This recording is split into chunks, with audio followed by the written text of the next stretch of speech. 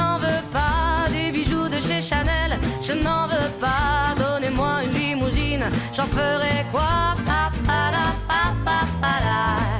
Offrez-moi du personnel, j'en ferai quoi? Un manoir à Neuchâtel, ce n'est pas pour moi. Offrez-moi la tour Eiffel.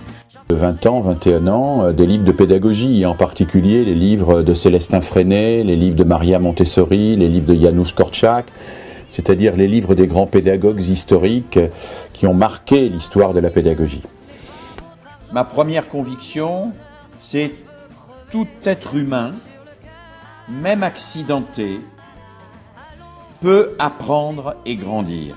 Et cette conviction, que j'appelle le principe d'éducabilité, je ne peux pas la sacrifier parce qu'elle est au cœur de mon engagement pédagogique.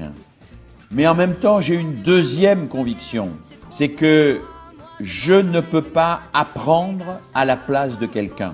Je ne peux pas grandir à la place de quelqu'un. Je ne peux pas m'engager dans quelque chose de nouveau et prendre des risques en allant vers un univers que je découvre à la place de quelqu'un d'autre. Seul le sujet qui apprend peut s'engager dans son apprentissage. Et cette deuxième conviction, elle est fondamentale pour moi parce que c'est celle qui distingue l'éducation démocratique du dressage.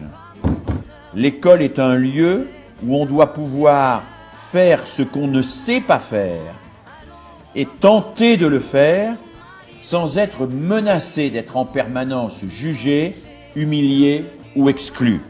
L'école est le lieu du tâtonnement et d'un tâtonnement accompagné et soutenu par une posture d'adulte.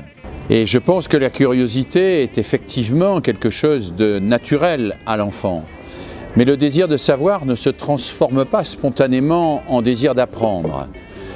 C'est la raison pour laquelle l'école est un lieu dans lequel le professeur doit accompagner l'élève pour que l'élève passe du plaisir de savoir tout de suite, de réussir tout de suite, au désir de comprendre et de chercher.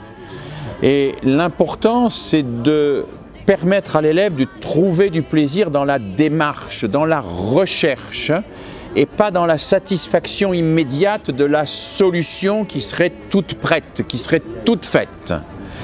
Et donc là, le professeur a une responsabilité importante parce que c'est à lui d'installer des situations qui permettent de ne pas se satisfaire de la réponse immédiate, mais de mettre en place une démarche, de lancer une aventure d'apprentissage.